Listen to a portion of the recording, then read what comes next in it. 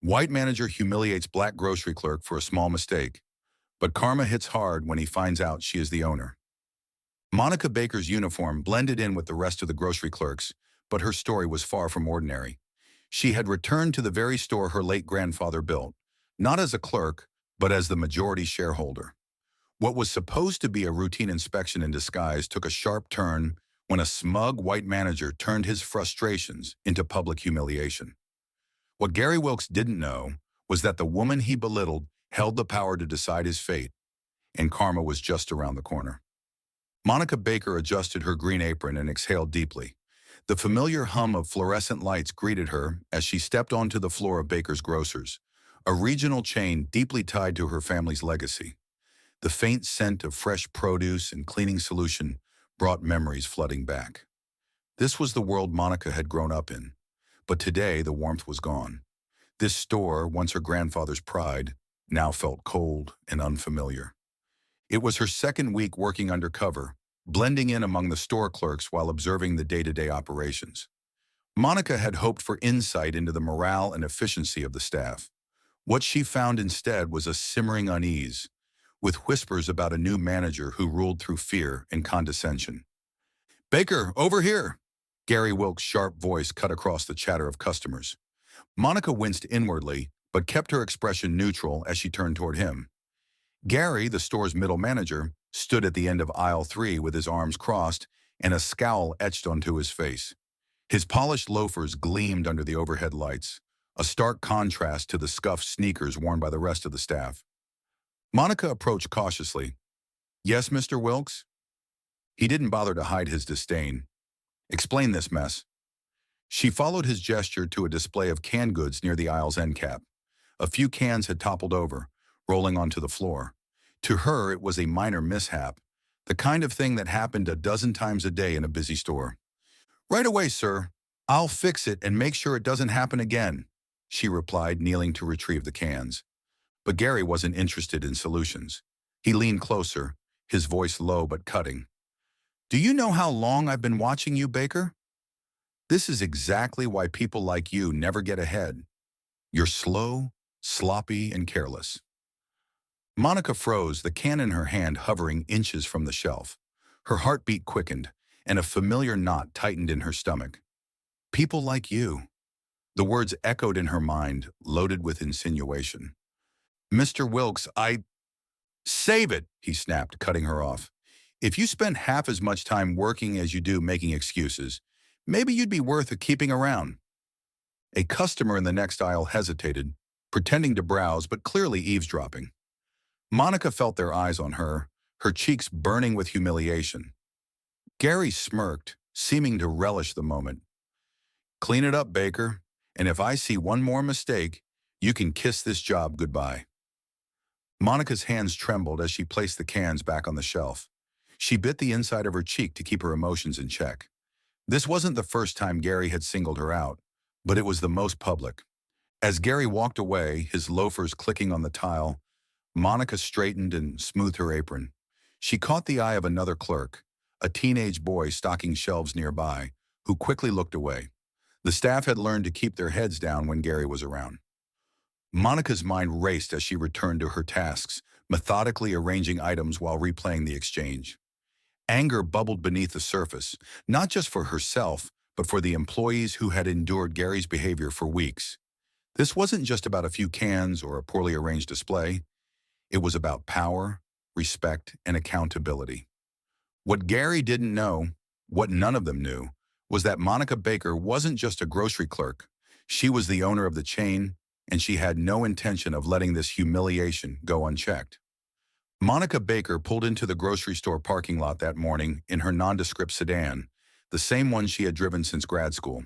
The vehicle, like her uniform, was part of the facade she had carefully constructed. The truth was, Monica Baker could have afforded any car she wanted. 2 years earlier, Monica had stood in a far different place. The boardroom of Baker's Grocers, where the walls were lined with accolades honoring her late grandfather, James Baker. He had started the business decades ago, opening his first store in a small southern town where opportunities for black entrepreneurs were scarce. His grit and vision turned that humble shop into a thriving regional chain that became a symbol of resilience and possibility. Growing up, Monica idolized him. He wasn't just her grandfather, he was her mentor, the man who taught her the value of hard work and integrity. But he was also honest about the challenges he faced. People will always find a reason to doubt you, he had said once, resting his hand on her shoulder. So make sure your work speaks louder than their doubts. When James passed away, his legacy became Monica's responsibility. At just 27 years old, she was named the majority shareholder and CEO of the chain. The appointment was met with whispers of skepticism from some of the board members. A few openly questioned whether she was too young, too idealistic, or too detached from the day-to-day operations to lead effectively. Their doubts didn't deter her. Monica had spent years earning her MBA, studying leadership, and working in corporate roles. She knew how to manage budgets, negotiate contracts, and analyze market trends. But she also knew that spreadsheets and board meetings couldn't capture the essence of the business her grandfather had built. And so she made a decision that puzzled her peers. She would go undercover. The plan wasn't born of vanity or curiosity. It was a calculated move to reconnect with the foundation of her company. If she was going to lead, she needed to understand the realities of her employees and customers. She needed to see what the store looked like from the ground up. But what had started as a simple observation mission quickly turned personal. Monica chose this specific store in Greenwood for a reason. It was the first Baker's Grocers her grandfather had ever opened, the flagship of his dreams. She still remembered visiting it as a child, running between the aisles while her grandfather chatted with customers and employees. Back then, the store had felt like an extension of her family, a place where everyone knew her name, and kindness seemed to flow as easily as the conversation. But the store she walked into now felt different. The warmth was gone, replaced by tension that lingered in the air like a storm waiting to break. The staff avoided eye contact, their movements quick and calculated, as if every misstep would be punished. Monica had noticed it on her first day, but it wasn't until she met Gary Wilkes that she understood the root of the problem. Gary was a transplant from a neighboring city, brought in during a recent restructuring. His management style was authoritarian, his tone sharp, and his patience non-existent. He treated the employees like cogs in a machine rather than people, dismissing their concerns and berating them over minor mistakes. For weeks, Monica observed him in action. She listened as he berated a cashier for ringing up items too slowly, watched as he nitpicked a janitor's cleaning job, and endured his own passive-aggressive comments about her sluggish pace. But yesterday's humiliation in aisle 7 had crossed a line. It wasn't just the words he had used. It was the way he said them, loud enough for customers to hear, with a sneer that made her skin crawl.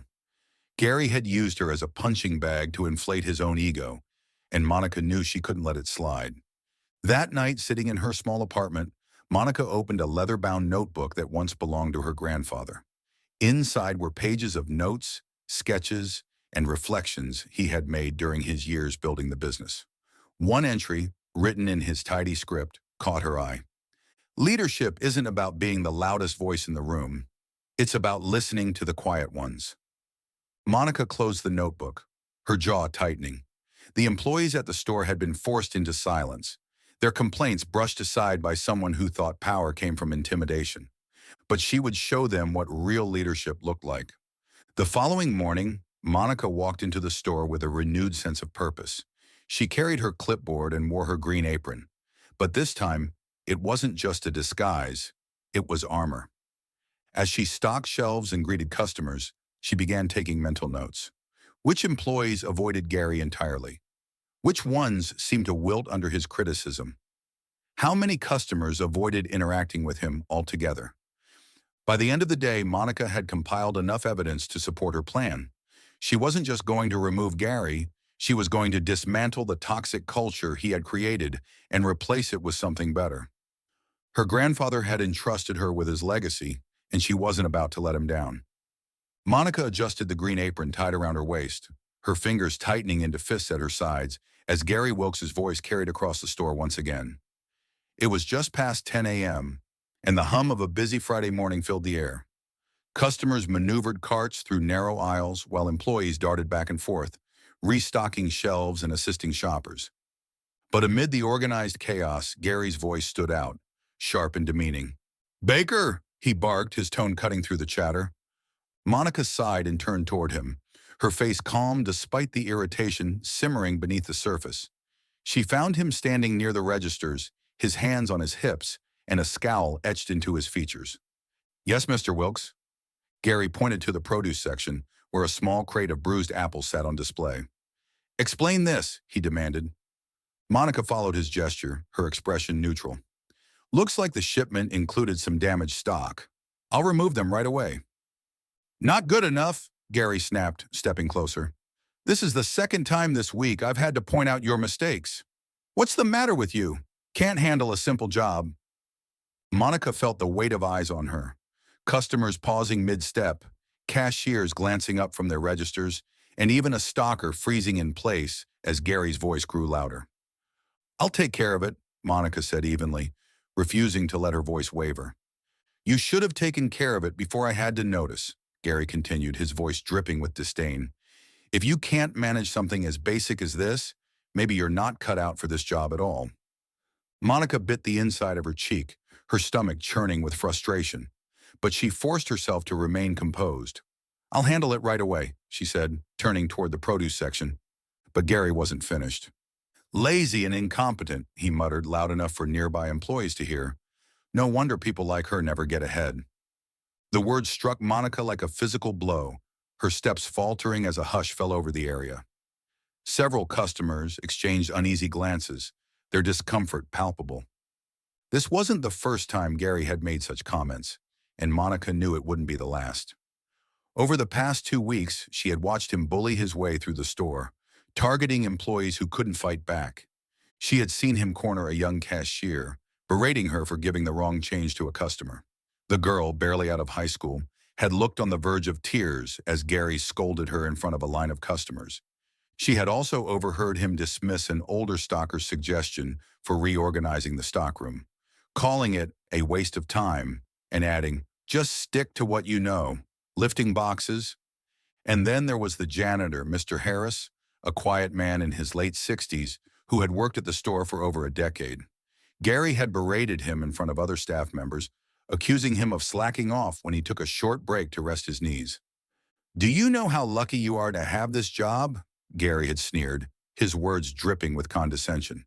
"You'd better shape up, or I'll find someone who will." Monica had heard enough. By midday, the tension in the store was almost unbearable. Employees walked on eggshells, their movements cautious as they tried to avoid Gary's wrath. Monica, meanwhile, continued to observe, her clipboard in hand as she made quiet notes about the day's events. But everything came to a head around 2 p.m., when Gary's temper flared once again. Monica was assisting a customer near the dairy section when she heard his voice rise above the usual noise of the store. "Baker!" She turned to see Gary marching toward her, his face flushed with anger. In his hand, he held a loaf of bread, one that had been slightly squished in its packaging. "Care to explain this?" he demanded, shoving the bread in her direction. Monica frowned, taking the loaf and inspecting it. "Looks like it might have been damaged during stocking," she said calmly. "I'll replace it for the customer and make sure we're more careful next time."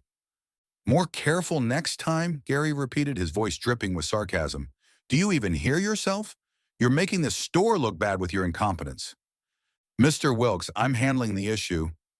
"No," he interrupted, stepping closer. "What you're doing is making excuses, and I'm done listening to them."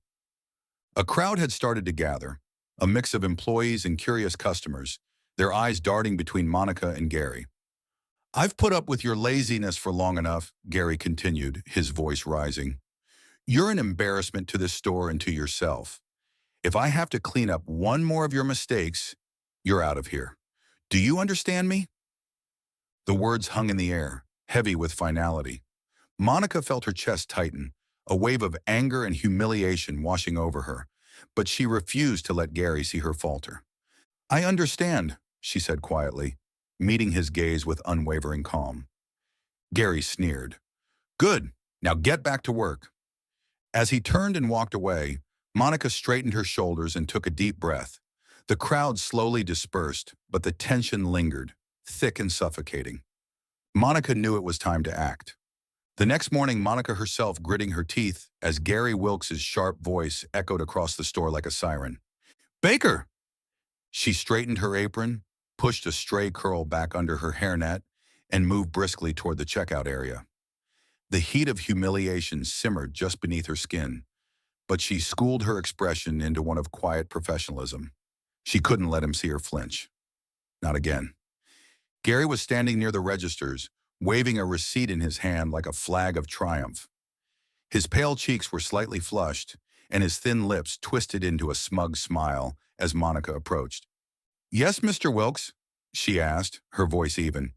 He thrust the receipt toward her. "Explain why this customer was charged twice for their milk," he demanded, his tone dripping with exaggerated patience, the kind one might use on a child. Monica took the slip, scanning it quickly. "I'm not sure, sir. I wasn't working the register, but I can—" "I don't want excuses," Gary interrupted, stepping closer. The faint scent of stale cologne and coffee wafted from him. "What I want is for you to take responsibility for once. You're supposed to be checking on these things, aren't you?" She blinked, her pulse quickening. "I'll investigate the issue and make sure the customer is refunded immediately." "You'd better," Gary sneered, his voice loud enough to draw the attention of a nearby customer who paused mid-transaction. "This is basic, Baker. Do your job or step aside for someone who can." There was an edge in his tone, subtle but unmistakable. It was the way he emphasized her name, drawing it out as if it carried some other meaning. The unspoken disdain sent a chill down her spine, but Monica held her composure. She handed the receipt back, feeling her cheeks burn as she nodded. "Understood, sir." Gary didn't respond, turning on his heel and walking away with a dismissive flick of his hand. Monica watched him go, her fingers tightening into a fist at her side. Her mind churned as she walked back to the dairy section. How many times had he done this now? Singled her out over minor issues, belittled her in front of coworkers and customers, made her feel like a child who couldn't be trusted to tie her own shoes. And she knew it wasn't just about her work. Gary didn't pick on the younger white clerks or the older white cashier whose mistakes were far more frequent. No, it was always her, the black woman in the store, the one he could scold without fear of retaliation because she was just a clerk. Monica took a deep breath, her hands trembling slightly as she resumed organizing yogurt containers. She wasn't angry just for herself. She was angry for the entire staff. But this, she realized, was personal. At 11 a.m., Monica was halfway through restocking the snack aisle when Gary's voice rang out again. "Baker, over here!" She closed her eyes for a moment, exhaling slowly before turning to face him. Gary stood at the end of the aisle, pointing to a single bag of chips that had fallen onto the floor. His face was set in a scowl, his arms crossed as if he'd caught her committing a felony. Monica walked over, her footsteps steady, though her jaw tightened with each step. "Yes, Mr. Wilkes?" Gary pointed again, his expression almost theatrical. "Do you see this?" "Yes," she said carefully. "And why is it here?" he asked, his voice rising in faux outrage. "I'm not sure," Monica replied evenly. "It might have been knocked over by a customer." Gary cut her off with a loud scoff. "Excuses? That's all I ever get from you. Do you even pay attention to what's happening in your own aisles?" Monica crouched to pick up the bag, her fingers brushing the cool tile as she steadied her breath. "I'll fix the display right away, sir." "You'd better," he said, his voice dripping with disdain. "And while you're at it, maybe straighten out the rest of this mess. It's embarrassing." Monica glanced at the shelves. They were perfectly organized. She bit her tongue and nodded. "Yes, sir." Gary smirked, but it wasn't just satisfaction in his expression. It was something darker, a twisted kind of glee. His eyes scanned her as if daring her to protest, knowing he had the upper hand. And as he walked away, he muttered just loud enough for her to hear, "This is what happens when they hire people like her." The words struck Monica like a slap, her breath catching in her throat. At 2:30 p.m., Gary found her in aisle 5. "Baker." Monica turned to see him pointing at a shopping cart parked near the aisle's edge. "And this cart has been sitting here for 5 minutes," he snapped. "Do you not know how to move carts out of the way?" Her stomach dropped, the ridiculousness of the accusation momentarily stunning her. "I'll move it right away," she said, stepping forward. Gary stepped into her path, his face inches from hers. "This is what I'm talking about," he hissed. "Your laziness, your incompetence. You're an embarrassment to this store." Monica's heart pounded, her vision narrowing as a mix of anger and humiliation coursed through her. "You're lucky I haven't fired you yet," Gary spat, "but keep this up, and you won't last another week." And then, under his breath, came the final barb. "They shouldn't have hired someone like you in the first place." Monica froze, her hands trembling at her sides. The audacity, the venom behind his words left her momentarily speechless. But as Gary stormed off, leaving her alone in the aisle, something shifted inside her. Anger boiled to the surface, sharp and undeniable. For the first time, she allowed herself to imagine what it would feel like to put him in his place. And that thought gave her strength. Friday morning dawned cold and clear, a thin layer of frost covering the parking lot of Baker's Grocers. Monica stood near the employee lockers, adjusting her green apron with deliberate care. Her pulse was steady, but her mind buzzed with anticipation. She had been preparing for this moment for days. Today was when Gary Wilkes would finally face the consequences of his actions. And she wasn't just going to reveal who she was going to make sure everyone knew exactly what kind of person he had been. At 10 a.m., the black cars began pulling into the lot. Monica spotted them through the store's front windows, her stomach tightening as one, then two, then three corporate executives stepped out, their tailored coats flapping in the crisp wind. Among them was Diana Torres, the regional manager, her commanding presence unmistakable even from a distance. Monica took a deep breath, gripping her clipboard tightly as she stepped onto the floor. She moved to the produce section, arranging apples and pears while keeping an eye on the front of the store. It wasn't long before Gary appeared, striding out of his office near the registers. His face broke into a grin as he spotted the executives. "Perfect," Monica thought, her lips curving into a faint smile. Gary approached the executives with the confidence of a man who believed he had the upper hand. His shoes clicked against the tiled floor, and he adjusted his tie as if preparing for a photo op. "Welcome to our store," he announced, extending his hand toward Diana. "I'm Gary Wilkes, the manager here. It's a pleasure to have you all." Diana ignored his outstretched hand, her expression cool. "We're here for an unannounced inspection," she said crisply. "Can you direct us to Monica Baker?" Gary blinked, his confident smile faltering. "Monica Baker? Oh, you mean one of the clerks?" He laughed nervously, glancing toward the stockroom. "She's probably restocking somewhere. Is there a problem?" Diana arched an eyebrow. "She's expecting us." Gary's expression shifted, confusion flickering across his face. "Expecting you?" he repeated. At that moment, Monica stepped forward, clutching her clipboard like armor. She moved with quiet confidence, her footsteps steady as she approached the group. Her uniform was neat, her hair smoothed into place, but her eyes held a steely determination that made even the most composed executives take notice. "Good morning," she said, her voice carrying just enough authority to make Gary turn. "I'm Monica Baker, owner and majority shareholder of Baker's Grocers." Gary's face drained of color. You're Monica Baker?" he stammered. "That's correct," she replied, her gaze locking with his. "Owner and majority shareholder of Baker's Grocers." The air seemed to still around them. A few customers nearby paused mid-step, their curiosity piqued by the sudden tension. Employees glanced up from their tasks, exchanging wide-eyed looks as whispers rippled through the store. Gary's mouth opened and closed, his confidence crumbling like a poorly stacked display.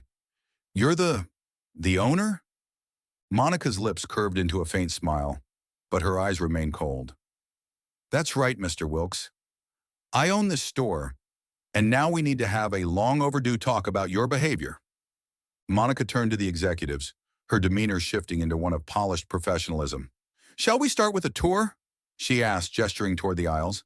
Diana nodded, her expression unreadable. Monica led the group through the store, her voice calm but pointed as she explained her observations. "This location has enormous potential," she said, pausing near the bakery section. "The staff are hardworking and dedicated, but the management has created an environment of fear and hostility. Diana nodded slowly, taking notes on her tablet. Can you give an example? Monica glanced toward a nearby shelf where a teenage stalker was arranging jars of pasta sauce. She called out gently, Eli, could you come here for a moment?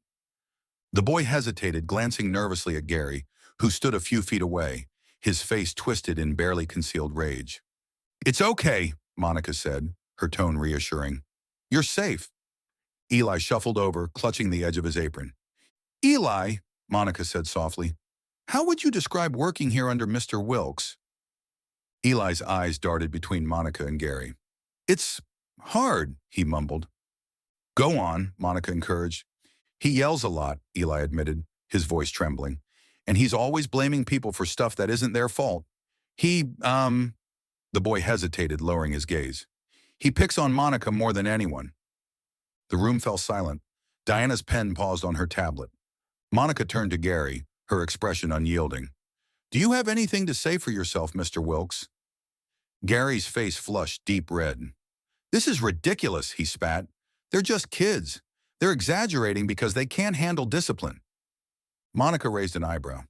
Discipline, she repeated. Is that what you call belittling employees in front of customers? Yelling over minor issues? Singling people out because of the color of their skin?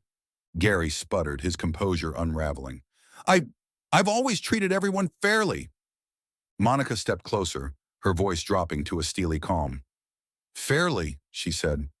Then why are there multiple complaints on record about your behavior? Why have I witnessed you targeting employees with veiled insults and petty demands? Gary opened his mouth, but no words came out. Monica turned to Diana. I've seen enough, she said. The morale here is at an all-time low, and the numbers reflect that. This store's performance has dropped significantly under Mr. Wilkes' leadership. It's clear he's unfit to manage. Diana nodded, her jaw tightening. I agree. Mr. Wilkes, effective immediately, you're relieved of your duties. Gary's protests erupted like a dam breaking. You can't do this. I've been in management for years. You've been here for 3 months, Monica interrupted sharply. And in that time, you've managed to alienate both employees and customers. If that's what you consider leadership, then you're in the wrong field. Gary's face crumpled, his shoulders sagging as the weight of the situation sank in. Security arrived moments later to escort him from the premises. Monica watched him go, her expression impassive. But as she turned back to the staff, her gaze softened. I know the past few months have been hard, but I want you all to know this. You're safe now.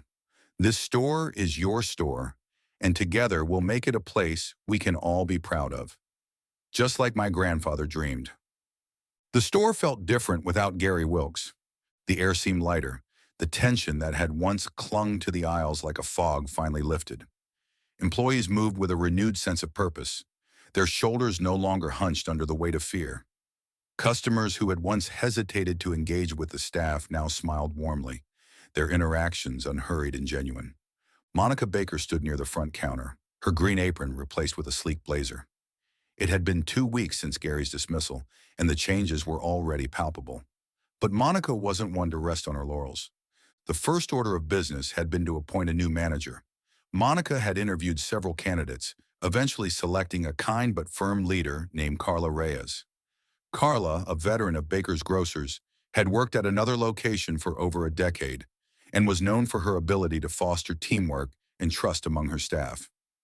On Carla's first day, Monica had gathered the employees in the break room. Carla will be taking over as your manager, Monica announced, her voice warm but firm. She's here to listen, to support you, and to ensure this store runs smoothly. But this isn't just about management. It's about all of you. Together, we're going to rebuild the culture of this store into something my grandfather would have been proud of. The employees had erupted into applause, their faces bright with relief and optimism. Monica didn't stop at hiring Carla. She conducted an exhaustive review of the store's policies, ensuring that employees felt supported and protected. One of her first initiatives was implementing an anonymous feedback system. Employees could report concerns or suggest improvements without fear of retaliation. Monica also introduced monthly team-building meetings where staff could openly share their ideas. The changes weren't just felt internally, they were reflected in the store's performance. Sales began to climb as customers noticed the improved atmosphere. Shelves were better stocked, checkout lines moved faster, and even the displays seemed more inviting. One day, a regular customer approached Monica as she walked through the aisles. "You've done something wonderful here," the woman said, her eyes crinkling with a smile. "It feels like the old bakers again." Monica's chest swelled with pride. "Thank you," she replied. "That means a lot to me." While the store thrived, Gary Wilkes's reputation took a nosedive. His abrupt dismissal didn't go unnoticed within the company, and word of his behavior spread quickly. Monica had documented every incident she had witnessed, ensuring that the report filed against him was thorough and airtight. When Gary attempted to appeal his termination, the evidence against him was overwhelming. He was blacklisted from Baker's Grocers and struggled to find another managerial position. It wasn't satisfaction or delight Monica felt when she thought of Gary's downfall. It was a sense of justice. He had underestimated her, tried to tear her down, and abused his position. But in the end, his actions had brought about his own ruin. Late one evening, long after the store had closed, Monica sat at her desk in the small apartment she still called home. The leather-bound notebook lay open before her, its worn pages illuminated by the soft glow of a desk lamp. Her grandfather's handwriting filled the page in neat, deliberate lines, each word carrying the weight of his wisdom. She ran her fingers over the faded ink, her mind drifting back to the nights she had spent listening to his stories about leadership and perseverance. Her eyes went again to the passage she had read countless times but now carried new meaning. Leadership isn't about being the loudest voice in the room. It's about listening to the quiet ones. Monica leaned back in her chair, a deep sense of fulfillment settling over her. The store was on its way to becoming the kind of place her grandfather had envisioned, a place where people felt valued, where every voice mattered, and where kindness and respect were at the heart of everything. She closed the notebook gently, her fingers tracing the worn leather cover. In the stillness of her apartment, she whispered, "I hope I've done you proud, Grandpa." And for the first time in years, she felt at peace. As Monica locked the doors of the store the next evening and stepped into the chilly night air, she felt a sense of peace she hadn't experienced in a long time. There was still work to do, more stores to visit, more employees to support. But for now, she allowed herself to savor the victory. The store had been transformed, not just physically but emotionally. The staff walked taller, smiled more often, and treated each other with the kind of respect that her grandfather had always championed. And Monica knew that even with the challenges ahead, she had upheld the legacy that had been entrusted to her,